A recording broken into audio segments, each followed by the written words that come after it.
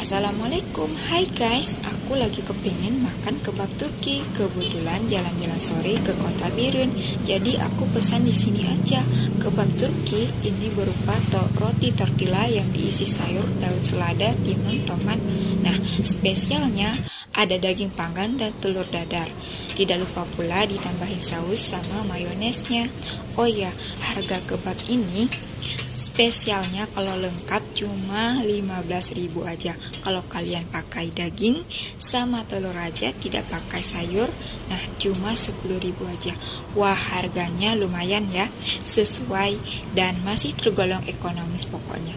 Ini kami beli direct Jalan Langgar, Kota Birun, Kecamatan Kota Juang, Kabupaten Birun. Nah, di sini juga menyediakan banyak jajanan lainnya, lengkap pokoknya. Nah, bagi kalian yang sedang lapar-laparnya,